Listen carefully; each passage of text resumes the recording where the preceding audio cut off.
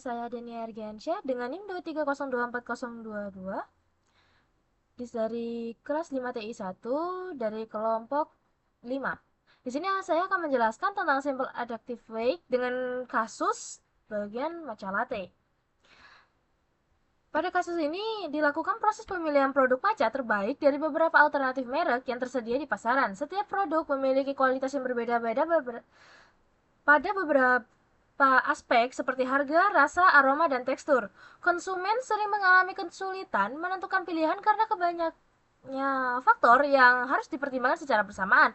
Oleh karena itu, menggunakan metode Simple Adaptive Weighting atau SAW untuk membantu memberikan penilaian secara objektif berdasarkan bobot kepentingan masing-masing kriteria.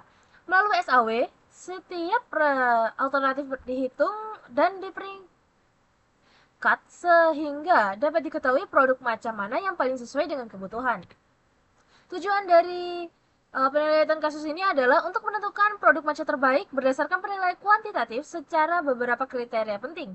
Yang kedua adalah untuk menyediakan proses perbandingan yang objektif dan terukur agar pemilihan produk tidak hanya berdasarkan subjektif. Lalu yang ketiga adalah menghasilkan nilai skor atau nilai akhir setiap alternatif yang memudahkan proses pengambilan keputusan. Lalu yang terakhir adalah untuk membantu konsumen atau pihak peneliti dalam memilih produk dengan kualitas paling unggul sesuai bobot kepentingan yang telah ditetapkan.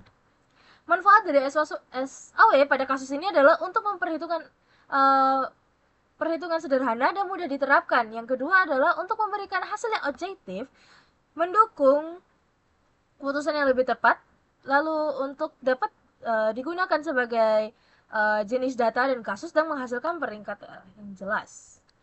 Kita masuk pada kode program. Di sini ada import, di sini untuk menampilkan data. Lalu selanjutnya ada data mentah matcha. Di sini menggunakan 3 produk matcha sebagai kriteria.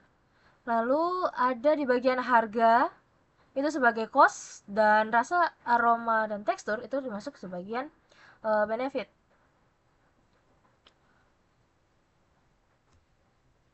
Lalu di sini ada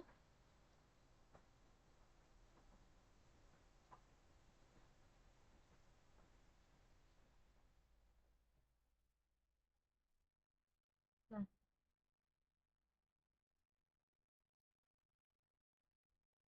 di sini adalah bobot kriteria. Bobot kriteria ini menunjukkan 3 kepentingan tiap kriteria. Di sini harga dan rasa menjadi aspek terpenting, maka nilainya semakin besar, yaitu 0,3, sedangkan aroma dan tekstur kurang penting sedikit, jadi dinilaikan 0,2.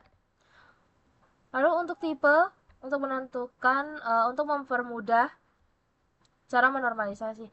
Jadi untuk di bagian benefit seperti rasa, aroma, dan tekstur ini akan nilai dibagi dengan nilai maksimum, sedangkan untuk cost adalah nilai minimum dibagi dengan nilai.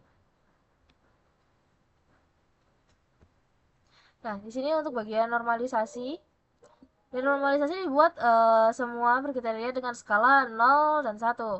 Benefit semakin besar semakin baik dibagi untuk nilai yang besar, sedangkan untuk cost semakin kecil semakin baik. Hasil semua akan dibuat kriteria secara adil. Lalu selanjutnya adalah di bagian bobot, di bagian pembobotan. Hasil dari setiap nilai normalisasi akan dikalikan dengan bobot menghasilkan nilai kontribusi masing-masing terhadap penilaian akhir. Lalu penghitungan total score untuk menghitung skor dari keseluruhan. Lalu menunjukkan perankingan, yaitu sebagai total paling tinggi hingga paling rendah. Lalu ini untuk menampilkan tabel. Selanjutnya untuk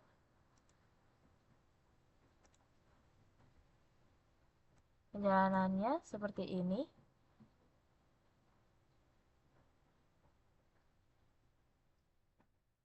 Nah, seperti ini adalah tabel normalisasinya dengan harga 1000.